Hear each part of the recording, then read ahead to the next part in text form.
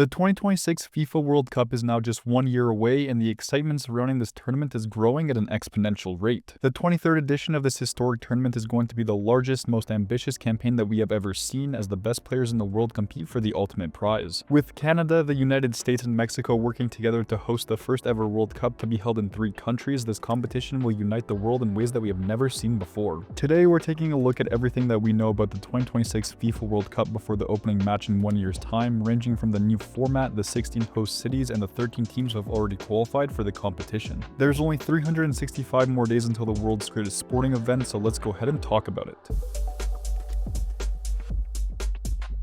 The first thing that comes to mind when talking about next year's competition is the new format that FIFA has introduced. The World Cup has followed a 32-team, 8 groups of 4 format since the 1998 edition, and it's the most simple, efficient, and fan-friendly way of organizing this tournament. But on March 14th, 2023, the FIFA Council announced that the new format would follow a 48-team, 12 groups of 4 format for 2026. What this means is that we will see 16 more teams in next year's competition, which means that instead of 64 games being played out across 4 weeks, we will see 104 matches being played out across 5 weeks. With 12 groups of 4, the top 2 nations in each group will advance to the next round, while the 8 best third-place teams will be joining them as well. With 32 teams going into the knockout rounds, we will see the introduction of the round of 32, which will be followed by the round of 16, quarterfinals, semifinals, and the final match. The expansion of the World Cup has many pros and cons, but from a fan perspective, it will be great to see more nations and some newcomers compete on the world's biggest stage. In order to accommodate this new format expansion, a total of 16 cities will have the important task of hosting World Cup matches.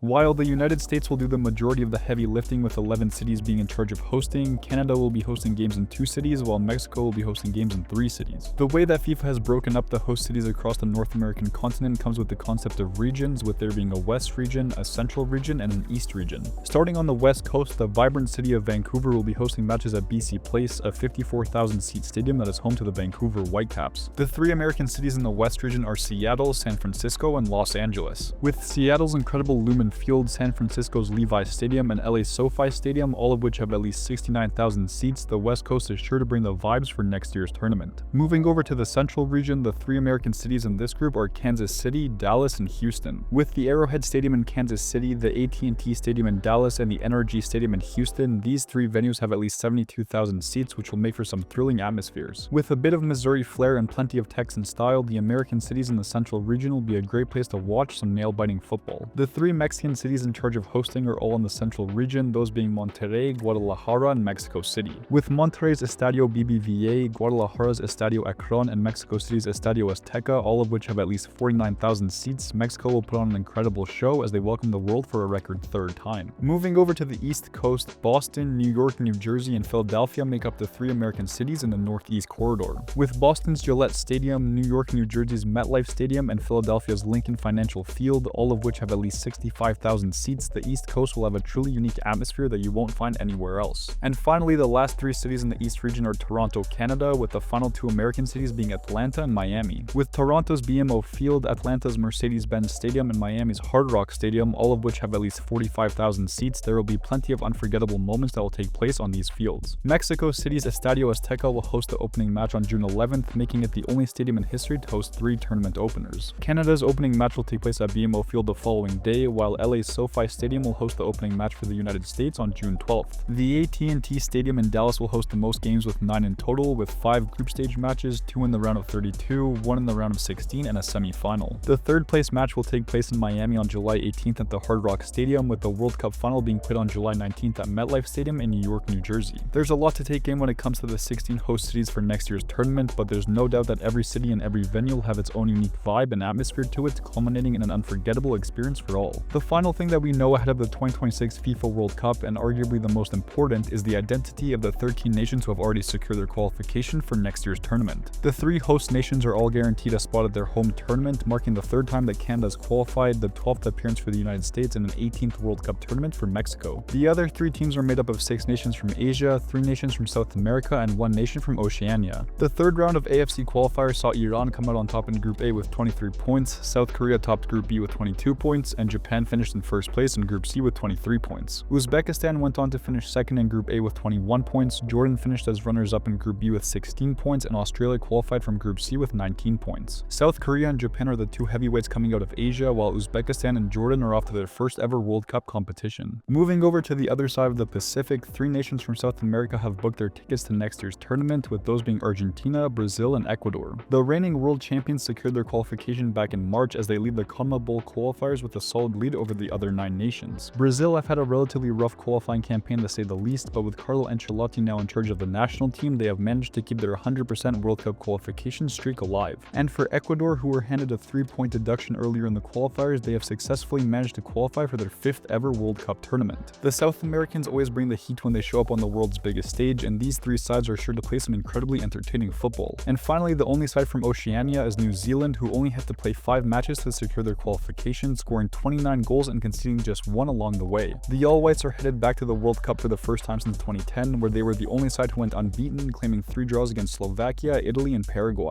With 1 year left to go, 13 nations, or just over 1/4 of all the participating teams, have secured their spot at the 2026 FIFA World Cup, and they are counting down the days until they can play on the world's biggest stage. So there you have it. This is everything that we know with 1 year left to go until the 2026 FIFA World Cup. With a new format being implemented that will see 48 teams fight for glory over 104 matches, we are in for the largest and most expansive World Cup tournament to date. With 16 unique cities hosting matches at 16 incredible venues, the atmosphere within each city will be something that we have never seen before. And with 13 teams who have booked their tickets to Canada, the United States, or Mexico, the 2026 FIFA World Cup is truly starting to take shape. With 365 days, 8,760 hours, 525,600 minutes, or 31,536,000 seconds separating us from history, the 2026 FIFA World Cup is going to be a truly unforgettable experience. But what do you think of how next year's competition is looking with just 1 year left to go? Which nation will you be supporting, and will you be making the trip to North America? Let me know your thoughts in the comments below. Make sure to leave a like and subscribe for more football content, tier lists, and everything in between, and as always, I'll catch you next time.